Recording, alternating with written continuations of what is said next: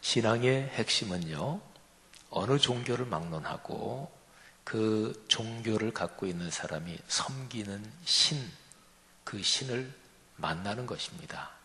이게 이제 어떤 종교를 막론하고 신앙의 핵심이에요. 그러니까 일반적으로 말하면 그런 거죠. 우리 기독교 신앙, 또 기독교의 올바른 정통신학의 용어로 말한다면 하나님의 임재와 현존을 체험하는 것입니다. 하나님의 임재와 현존, 사실은 이 단어는 신학적인 단어인데 제가 이제 늘 자주 쓰고 또 이 단어를 참 좋아해서 우리 교회 장로님, 권사님, 집사님들의 기도의 언어에서도 이 표현이 이제 가끔 들리기도 합니다. 참 좋은 거죠. 어느 교회에서 목회자가 목회 철학적으로 또는 신앙 방향으로 참 중요한 개념을 표현하는 언어들이 성도님들의 기도의 언어 속으로 스며든다는 것은 참으로 귀한 일입니다. 임재, 그러면 임자가 오실 임자지요. 그리고 제자는 있을 제자. 임재 그러면 주님이 오셔서 같이 계신다 하는 것이고, 현존 할 때 현자는 지금 여기에서 그런 뜻이고, 존자는 임재할 때 제자와 마찬가지로 있을 존자 그런 거죠. 그러니까 현존 그러면 지금 여기에 나와 같이 계시다 이거죠.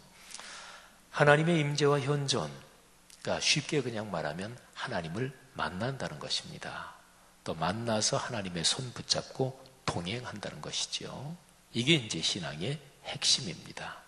사랑하는 성도 여러분, 하나님의 임재와 현존 그 체험이 여러분의 인생 내내 계속되기를 주님의 이름으로 축복합니다. 몸이 아픈 분들이 하나님의 은혜로 병이 나았다. 그게 바로 하나님의 임재와 현존의 체험이지요. 경제적으로 어려운 가정에 하나님 앞에 기도하다가 주님의 각별한 은혜로, 그리고 누가 생각해봐도 어떻게 이리 봐도 저리 봐도 이거는 진짜로 하나님의 손길이 개입한 거다. 그래서 우리 가정의 경제적인 문제가 해결됐다. 이 체험도 바로 하나님을 만난 체험, 하나님의 임재와 현존의 체험인 거죠. 내가 마음에 고민하고 또 번민하고 또 인생 여정 걸어가면서 참으로 해결하기 힘겨운 문제 때문에 정신이 계속 약해지고 영적으로 다운되고 그럴 때 어느 날 갑자기 다가온 주님의 은혜로 마음에 큰 용기를 얻었다. 이것도 하나님의 임재와 현존의 체험인 거죠. 사람은 살아가면서 만남이 중요합니다. 그리고 어떤 사람을 만나느냐, 그게 참 중요합니다. 한 몇 주 전에 어떤 후배 목사님하고 저기 지방에 있는 어떤 목사님을 뵈러 갔던 적이 있어요. 근데 그 후배 목사님이 만나러 가는 그 목사님을 먼저 만나고서 저한테 그래요. 지 목사님, 제가 그분을 만나고 나니까 사람을 만났다 하는 생각이 들었습니다. 뭐 만나면 다 사람이죠. 근데 이제 그 후배 목사님이 저한테 하신 얘기가 사람을 만났습니다. 그는 어떤 사람을 만날 때 그런 경우 있죠. 야, 진짜 귀한 사람 만났구나. 이분이 걸어가는 인생에서 내가 참 크게 깨닫고 배울 점이 있는, 그리고 이분이 존재한다는 것 때문에, 이분이 여기 계시다는 것 때문에, 살아계시다는 것 때문에 주변 사람에게 또는 인류에게 그 자체로 복이 되는 그런 게 이제 사람을 만났습니다. 이렇게 설명을 하는 거예요. 그래서 그분을 만났는데 참 진짜 귀한 분을 만났구나. 특별한 목적을 가지고 만난 게 아니라 만나서 얘기하고 같이 밥 먹고 차 마시고 그랬는데 참 귀한 거죠. 어떤 사람을 만나서 그 사람 때문에 내가 힘을 얻었다. 그럴 때 그것도 하나님의 임재와 현존의 체험이에요. 그 사람에게서 하나님의 형상을 보는 거죠. 그리스도의 형상을 보는 거죠. 성도 여러분, 이런 하나님의 임재와 현존, 우리 모두의 삶에 넉넉하고 충만하기를 주의 이름으로 축복합니다. 그러면 하나님의 임재와 현존 체험, 이거를 아주 구체적으로 어디에서 경험하느냐? 현실적으로요. 그게 바로 예배입니다. 예배의 자리가 하나님의 임재와 현존을 체험하는 가장 중심적인 장이지요. 그리고 예배의 자리에서 하나님을 만날 때 제일 핵심적으로는 하나님의 말씀을 통해서 만나는 거예요. 우리가 말씀, 기도, 찬양 또는 전도 또는 교제, 이게 보통 신앙생활에서 참 중요한 것들이다. 우리가 그렇게 알고 생각하는 것들이잖아요. 근데 제가 지금 말씀드린 이런 여러 가지 중에서 그 자체가 하나님하고 같다. 이런 거는 바로 말씀이에요. 찬송이 하나님 자체를 표현하는 건 아니잖아요. 찬송은 우리가 드리는 거지요. 기도가 하나님 자신이다. 이건 아니잖아요. 기도도 우리가 드리는 거잖아요. 전도 우리가 다른 사람에게 복음을 전하는 것이고, 친교, 교제 우리가 이제 같이 서로가 친교를 나누는 거고, 그렇죠? 근데 말씀, 성경 신구약 66권에서 말씀은 하나님 자신을 가리키는 표현이기도 해요. 저 유명한 요한복음 1장 14절에 말씀이 육신이 되어 우리 가운데 거하심에 우리가 그 영광을 보니 아버지의 독생자의 영광이요 은혜와 진리가 충만하더라 그랬죠. 그러니까 말씀은 하나님 자신이에요. 구약 성경의 성막의 구조, 그리고 광야 생활의 성막이 나중에 가나안 땅에 들어와서 성전 구조가 되지요. 그런데 성막, 성전은 하나님이 계신 곳이에요. 이유는 제일 안쪽에 있는 지성소 때문이고, 지성소 안에 있는 언약궤 때문이에요. 그러니까 언약궤가 있다? 그러면 하나님이 거기 임재하시고 현존하시는 거예요. 근데 거기에서 하나 더 깊이 들어가 보면 언약궤 안에 십계명의 두 돌판이 있어서 그래요. 근데 십계명의 두 돌판에 하나님이 십계명을 써주셨는데 그거는 하나님의 손가락으로 하나님이 친히 써주신 거예요. 하나님의 말씀이죠. 그러니까 성경 66권 전체 말씀의 대표가 바로 십계명의 두 돌판이다. 이렇게 되는 거죠. 그러면 성막, 성전이 하나님이 계신 곳이기 때문에 거룩하고 축복스럽고 은혜의 장소인데, 그 가장 근본적인 거는 말씀이 있는 거죠. 그러니까 말씀이 있는 자리에 주님이 계신 것이지요. 성도 여러분, 바로 이런 거예요. 하나님의 임재와 현존은 예배의 자리에서, 그리고 특별히 찬송, 기도 다 하나님의 은혜가 우리에게 오는 통로지만 말씀을 통해서 우리에게 오는 거죠. 우리 교회 비전 문장에 바로 그런 뜻이 담겨 있습니다. 하나님 말씀의 거룩한 리더십으로 그리스도인의 삶과 세계를 변화시킨다. 아멘. 우리 한번 비전 문장 다 같이 해보십시다. 시작. 하나님 말씀의 거룩한 리더십으로 그리스도인의 삶과 세계를 변화시킨다. 아멘. 그렇죠. 하나님 말씀, 하나님의 임재와 현존 체험, 거기에서 오는 은혜, 그 리더십으로 우리의 삶이 변하고 세계가 변하는 거죠. 자, 그러면 예배가 하나님의 임재와 현존을 체험하는 가장 심장과 같은 자리라고 말씀드렸는데, 이 예배를 은혜롭게 드리면은요, 예배 후에 이어지는 삶이 또 은혜로워지고 또 변하게 됩니다. 그러니까 두 가지 단어를 잘 기억해 보십시오. 예배 그리고 삶. 예배와 삶. 많이 들어본 얘기, 많이 들어본 표현 같지 않아요? 우리 교회 말씀 삶 공동체. 그러니까 말씀이 삶이 된다. 이게 말씀이 선포되는 제일 중심적인 자리가 예배니까 말씀 삶, 이거는 예배 삶, 이렇게도 표현할 수 있는 거죠. 예배와 삶의 현장, 이 두 가지는 떨어질 수 없습니다. 삶의 현장을 다른 말로 일상이라고 얘기할 수가 있겠죠. 삶의 현장을 다른 말로 인격이라고도 얘기할 수 있습니다.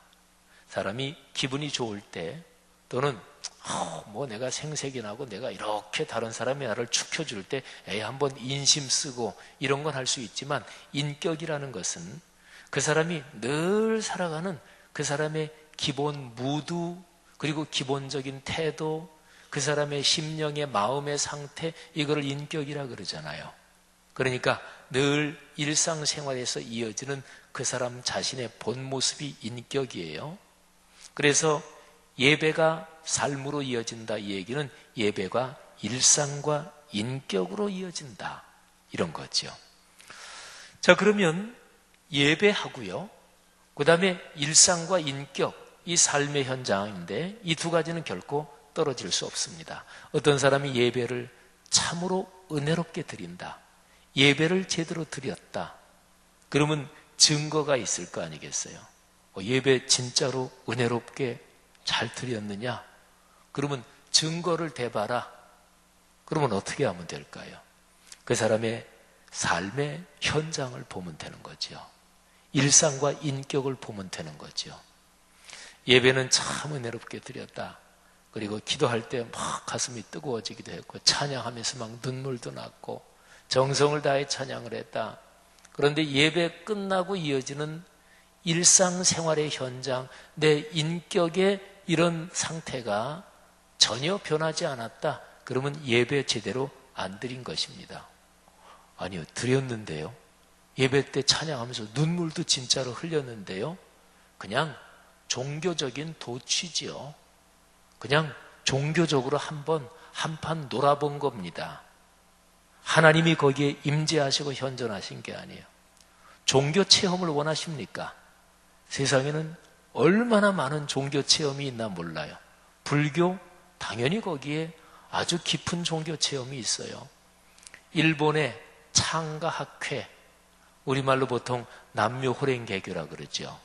그게 일본의 근대 신흥 종교인데, 근데 그게 굉장히 급성장한 일본의 대표적인 신흥 종교입니다. 일본의 공명당이란 정당이 있는데 그 정당원은 거의가 창가학회 회원입니다. 그럴 정도로 일본에서 막강한 종교인데, 그 창가학회가 급성장하게 된 주요 원인이 거기에서 치병 현상이 많이 일어났어요.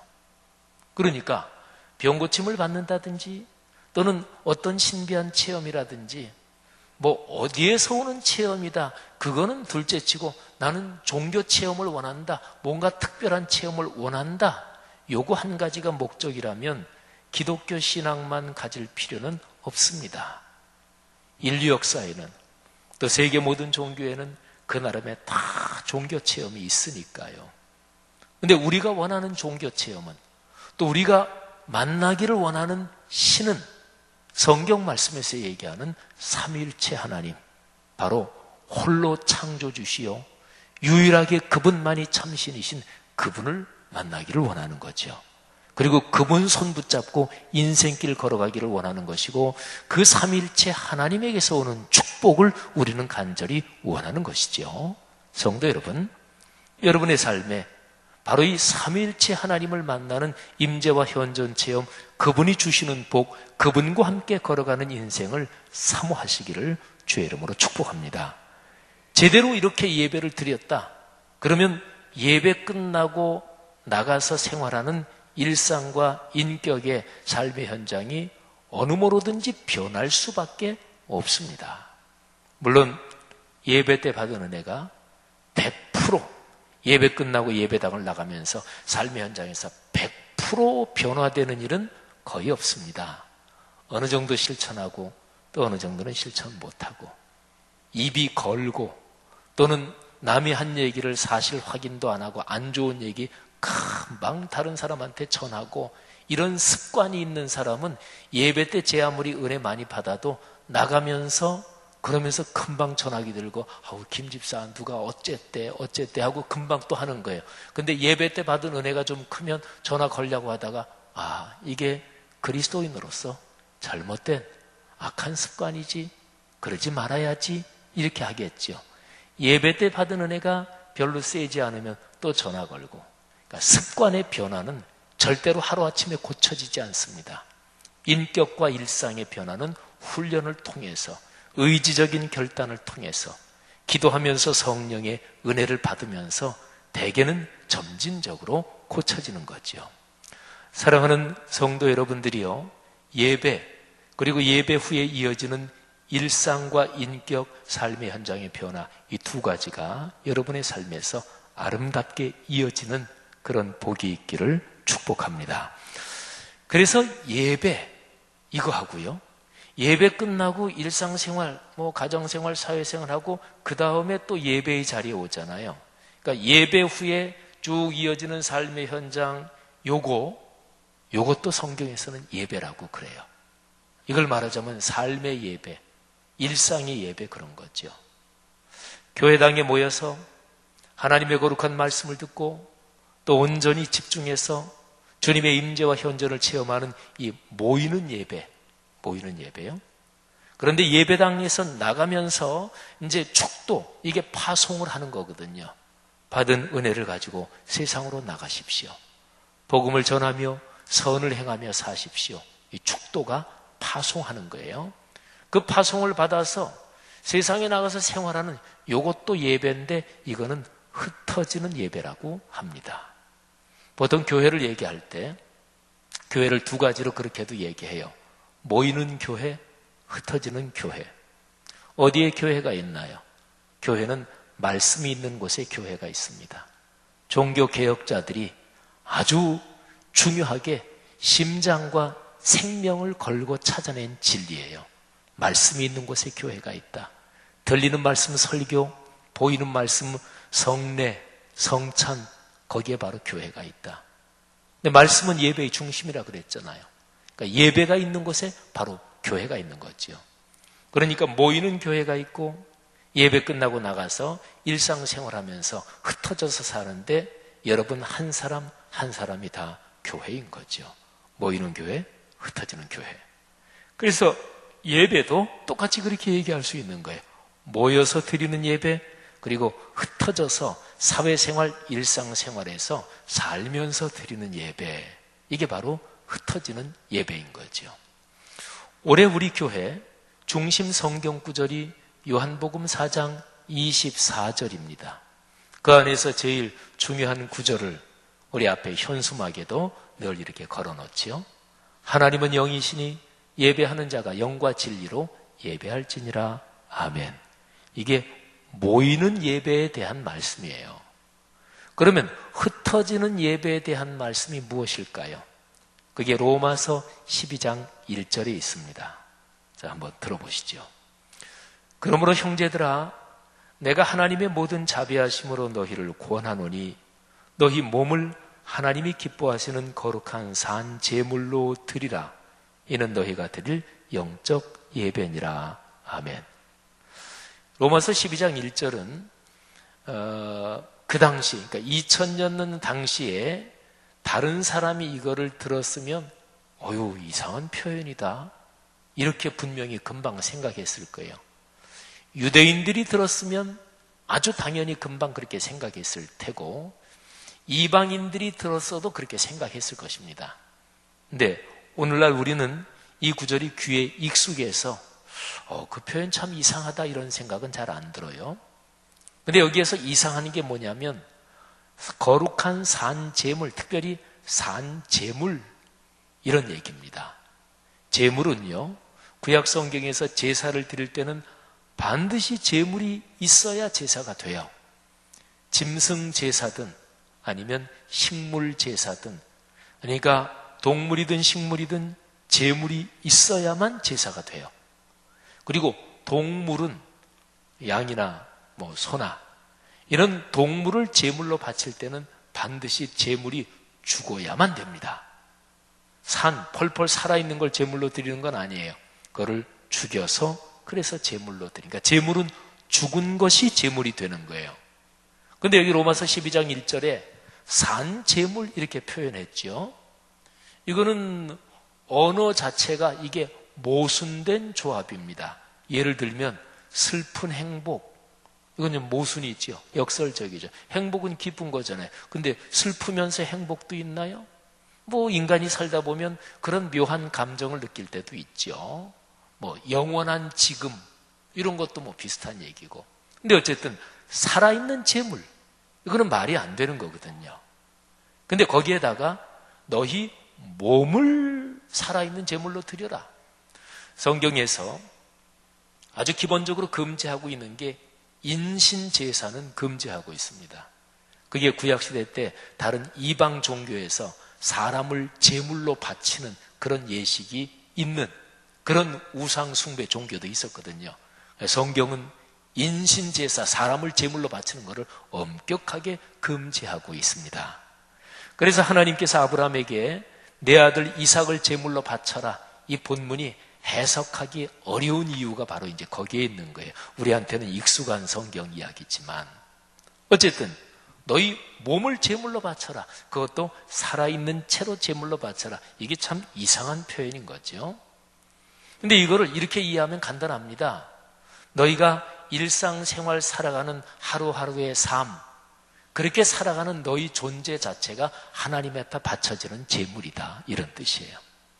신약 성경의 표현으로 말하면 너희는 그리스도의 편지다. 너희가 생활하는 그 생활을 통해서 그리스도의 향기가 돼야 된다. 그게 사실은 이 표현하고 똑같은 거예요.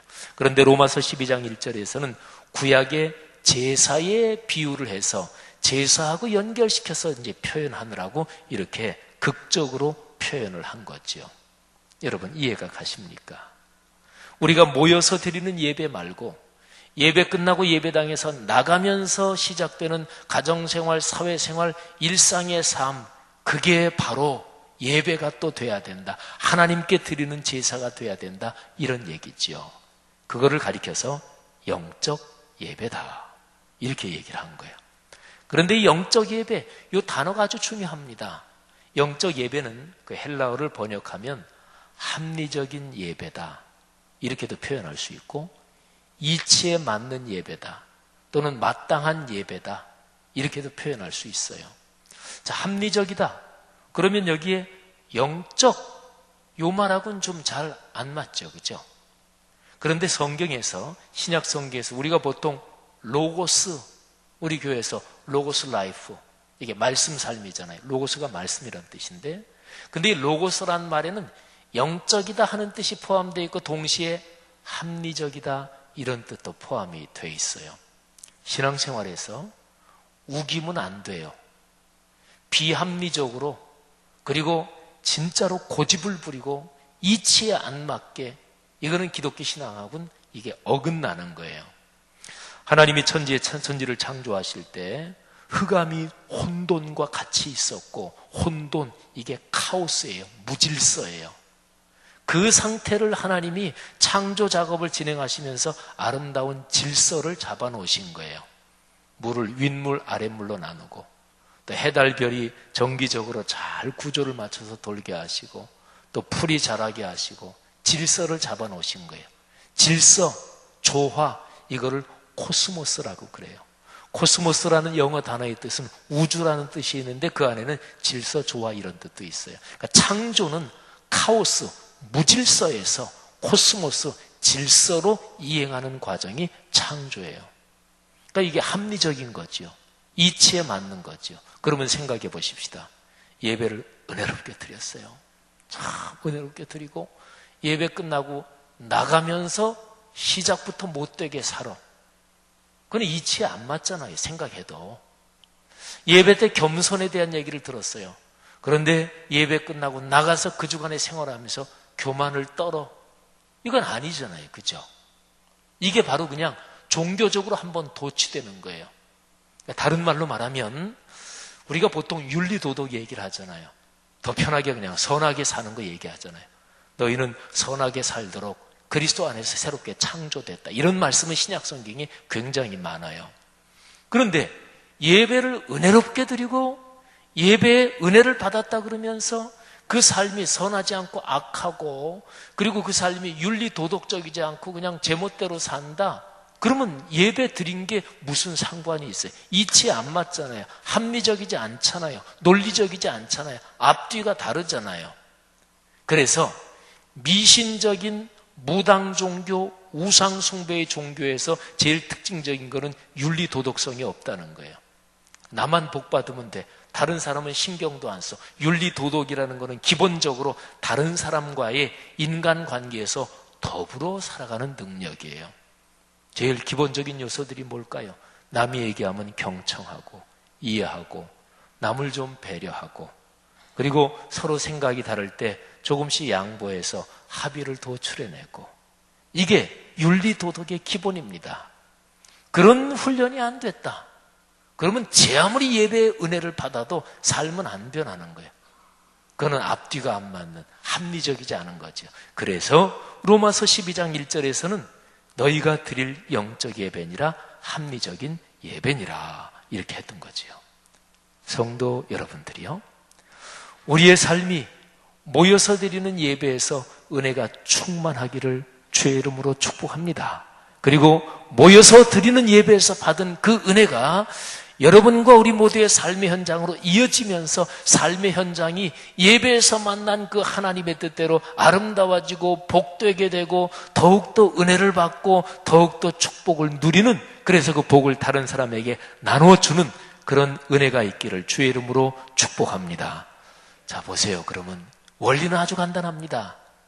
주님 앞에 모여서 예배드리고 주님을 만나는 것, 삼위일체 하나님의 임재와 현존을 체험하는 것. 인류 역사에서 사람이 체험할 수 있는 모든 종류의 체험 중에서 제일 강력한 게 바로 신체험이에요. 신을 체험하는 거예요. 그래서 평이한 얘기로 한번 제가 표현해 볼게요. 뭐에 씌웠다. 그게 다 똑같은 말이에요. 뭐에 씌우면 이게 내가 미쳤지 뭐에 씌웠나 봐. 그게 말하자면 어떤 영에 씌웠다 그런 거지요. 말하자면 어떤 게 갑자기 내 정신과 영혼을 꽉 지배해서 휘어잡아버리는 거예요. 그러면 내 존재 전체가 글로 그냥 편입돼 버리는 것이고 글로 그냥 빨려 들어가는 것입니다. 그러니까 인생에서 제일 큰 체험은 동서양을 막론하고 역사 창세 이래 제일 큰 체험은 신을 체험하는 것이에요. 사랑하신 여러분, 근데 이 신을 체험하는 게 강력하다. 그러면 삶이 거기에 따라서 이게 변합니다. 무당 종교의 신을 체험하면 그렇게 삶이 변해요. 어떤 종교든지 어떤 신을 체험하든지 그 체험한 신, 그 가르침에 따라 삶이 그렇게 변해요. 우리 기독교는 66권 성경에서 말씀하는 그 삼위일체 하나님, 그 신을 우리가 체험하는 거잖아요. 그러면 우리의 삶은 어떻게 바뀌어야 될까요? 또는 어떻게 바뀌어가는 것일까요? 66권 성경 말씀에 있는 대로 우리의 삶은 바뀌어가는 거죠. 할렐루야. 성도 여러분, 저는 목회를 하면서 헌금 강조를 저는 거의 안 하죠. 근데 이게 잘한다고 제가 얘기하는 건 아니에요. 우리 장로님들 중에서는 저한테 그렇게 말씀하시는 분도 여러분 계세요. 목사님, 헌금 강조하셔야 됩니다. 왜냐하면 우리 복 받기 위해서도 목사님이 헌금 강조를 해 주셔야 됩니다. 성경에서 심은 대로 거둔다고 했는데 온전한 11조를 드리고 내 삶에 주님께서 어떤 은혜를 주셨을 때 주님께 감사를 드리고 이렇게 해서 물질을 심어야, 그래야 우리 가정, 성도들의 가정 가문이 물질의 복을 받지 않습니까? 그러니까 목사님께서 헌금 강조를 좀 해주셔야 됩니다. 저는 그 장로님들의 말씀에 저는 공감을 합니다. 어쨌든요, 저는 헌금 강조를 별로 안 하는 그런 목회자인데, 근데 제가 강조하는 게 있어요. 많은 금액 헌금하는 거 말고 적은 금액, 적절한 금액을 모든 성도가 다 참여하는 거, 이건 제가 강조해요. 오늘 제가 그걸 또 하나 강조하려고 그래요. 우리가 꿈새 1년에 3번 하잖아요. 일주일 특별 새벽 예배를 하는 거죠. 우리가 봄에 꿈새 사순절, 그리고 전반기 6개월 끝나고 후반기 시작할 즈음에 남은 후반기 6개월 주님께 맡깁니다. 저에게 후반기 6개월 복을 주시고 저희와 동행하옵소서, 그러는 마음으로 꿈새 하프타임을 하는 거예요. 그리고 가을 들어서 꿈새 한가을. 근데 이 꿈새는요, 말하자면 다시 한번 하나님을 깊이 만나는 거죠. 하나님 앞에 집중하는 거죠. 아주 깊이 모이는 거죠. 구심점이라 그래요. 그죠? 구심점. 모이는 힘, 응집하는 힘. 사람이 건강하다는 얘기가요, 몸이 응집력이 있는 거예요. 예를 들어서 넘어지잖아요? 그러면 몸이 건강한 사람은 자기도 모르게 몸을 꽉 웅크립니다. 안으로 꽉 끌어당기는 힘이 있는 거죠. 그래서 넘어져도 그냥 머리가 그냥 땅에 탁 닿게 그렇게 넘어지지 않아요. 사람은 본능적으로 넘어진다 그러면 몸이 안으로 웅크러들고 응집하는 힘이 발동해서 이렇게 움츠리기 때문에 그냥 머리가 그냥 털퍼덕 땅에 닿고 그러질 않습니다. 근데 건강이 약하다, 연세가 드신다, 그 힘이 약해지는 거예요. 그래서 넘어져도 크게 사고가 나는 거예요. 그러니까 삶에서는 응집력이 중요해요. 이게 중심이 있죠. 보통 줏대가 없다 이런 얘기 하잖아요. 중심에 힘이 없으면 그 사람은 절대로 건강하지 못합니다. 신체도 그렇고 정신도 그렇고 영혼도 마찬가지예요. 그러니까 안에 힘이 딱 있어야 돼요. 신체의 건강은 코와 근육이 확실해야 돼요. 그러니까 척추를 비롯해 가지고 우리 뼈 골격으로 보면 근육도 코와 근육이 확실해야 돼요. 응집력입니다. 신앙도 마찬가지입니다. 1년에 3번 꿈새, 이 꿈새 동안에 다시 한번 신앙적인 응집력을 키우고 신앙적인 내적인 중심을 튼튼하게 하는 거예요. 1년에 예를 들어서 누가 한 5천만 원 준다 그러면 1년에 3번 새벽 예배 나오면 5천만 원 준다 그러면 100% 다 나오리라고 저는 확실합니다. 하나님이 저에게 돈벼락을 좀 주시면 우리 교회 성도님들 꿈새 1년에 3번 개근하시는 분들 한 5천만 원 드리겠는데, 근데 여러분 제가 가끔 약간 우스개처럼 이런 표현을 쓰지만 우스개가 아니라 진짜고 진심입니다. 꿈새 3번을 진실한 마음으로, 준비된 마음으로, 내가 요 꿈새 이제 오지. 그러면 다른 거 새벽 시간이니까 사실 어차피 조금 일찍 자면 되는데, 그러니까 저녁 때 이런 일정 저런 일정을 좀 빼고 좀 일찍 자고 꿈새 정성스럽게 참여한 그 사람에게 하나님이 주신 은혜가 5천만 원 가치도 안 될까요? 넘는다고 봐요. 예. 이런 얘기를 하면 저는 이제 가끔 이제 헷갈려요. 아멘 하시는데 진짜일까? 아멘 하시면서 나오진 않죠. 그죠? 사랑하신 여러분, 응집력을 다시 한번 키우는 거예요. 이게 꿈새예요. 근데 꿈새가 특별히 중요한 게 있어요. 응집력을 강하게 키우면서 동시에 이 꿈새에는 특별한 은혜가 걸려 있어요. 이건 뭐냐면 모여서 드리는 예배잖아요. 꿈새가 또 특별히. 그래서 꿈을 이루는 새벽 예배. 근데 이 꿈새 딱 모여가지고 그리고 나서 여기에서 흩어져서 드리는 예배가 여기 연관되어 있어요. 그게 바로 사랑 나눔 금식 헌금이에요. 일주일에 3끼를 나름대로 금식하고 그리고서 절약된 돈을 선천성 심장병, 아주 힘든 질환을 가진 사람들을 치료해 주기 위해서, 생명을 살리기 위해서, 그래서 우리가 헌금을 드리는 거예요. 금식 안 한 사람은 안 하고도 내도 괜찮아요? 아니, 괜찮은 게 아니라 안 하고도 모든 분들이 다 참여하는 게 이게 맞지요. 그래서 이번에도 나란 만다흐 몽골에 생후 2개월 된 남자아이 생명을 또한 사람 몽골에서 초청해서 살렸잖아요. 우리가 지난번에 울렌 솔롱고스, 이게 몽골어로 무지개란 뜻입니다. 몽골에서는 우리 한국을 무지개의 나라라고 부른대요. 근데 울렌 솔롱고는 옛날에 한 번 치료로 안 되기 때문에 한 번 치료하고 1년 정도 있다가 또 한 번 데려와서 수술하고 그래서 완치됐는데, 그런데 이렇게 관리를 잘못해서 혼수 상태에 빠졌는데, 혼수 상태에 빠진 그 부모가, 그 아기의 부모가 죽더라도 한국 가서 치료받고 죽었으면 좋겠다. 그래가지고 그 아이를 어렵사리 데려왔어요. 그 아이 데려와서 이렇게 저렇게 치료해서 지금 다시 괜찮아져서 몽골로 갔어요. 근데 그렇게 특별하게 치료했기 때문에 데려오는데도 비행기 6자리 표 끊어가지고 데려오고 사람 하나 따라 붙어서 데려오고 그래가지고 총 비용이 1억 원이 조금 넘게 들었어요. 거기에 의료복지운영위원회에서 거기에 관련된 장로님들 좀 걱정을 하시길래, 근데 제가 그랬어요. 얼마나 감사한지 모르겠습니다. 너무너무 기쁩니다. 그러니까 의료복지운영위원회에서는 우리 교회 재정에서 차입을 해가지고 그 지불했거든요. 제가 보니 너무나 감사해요.